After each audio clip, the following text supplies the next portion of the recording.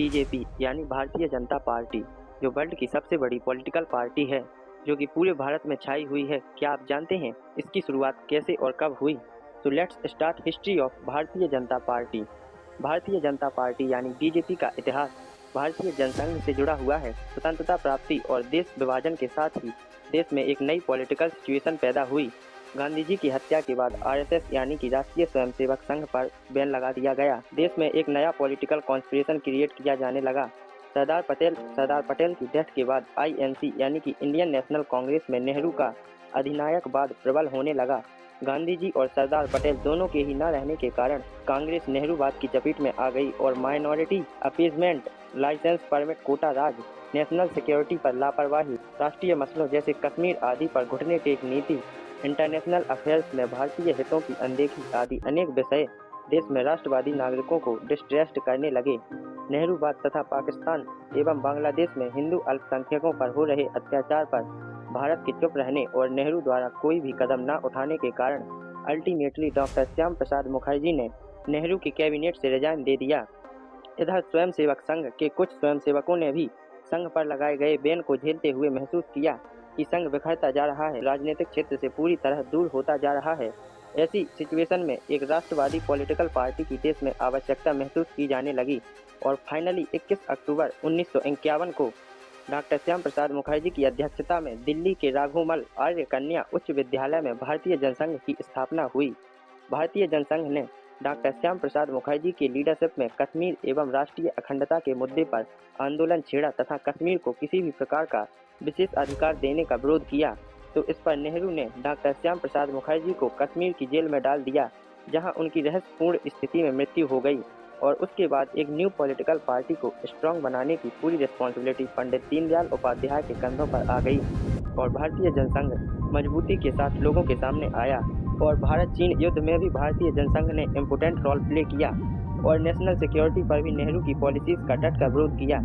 इसके बाद सन 1967 में पहली बार भारतीय जनसंघ पंडित दीनदयाल उपाध्याय की लीडरशिप में इंडियन पॉलिटिक्स पर लंबे समय तक बरकरार रही और कांग्रेस का एकाधिकार टूट गया और कई स्टेट के असेंबली इलेक्शंस में कांग्रेस को हार का सामना करना पड़ा। पर इसके बाद होना कुछ और ही था और भारतीय जनसंघ पर एक बार फिर संकट के बादल मंडराने लगे।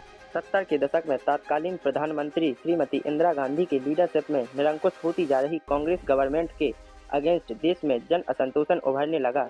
गुजरात के नवनिर्माण आंदोलन के साथ बिहार में छात्र आंदोलन भी शुरू हो गया।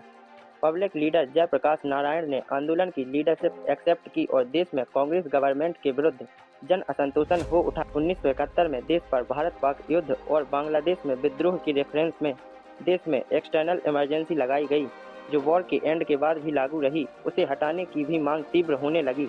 जन आंदोलनों से घबराकर इंदिरा गांधी की कांग्रेस गवर्नमेंट ने जनता की आवाज़ को दबाने की बहुत कोशिश की और इसके बाद इंदिरा गांधी ने 25 जून 1975 को देश पर दूसरी बार इंटरनल इमरजेंसी लगाई और देश के सभी बड़े लीडर्स को या तो नज़रबंद कर दिया या जेलों में डाल दिए गए।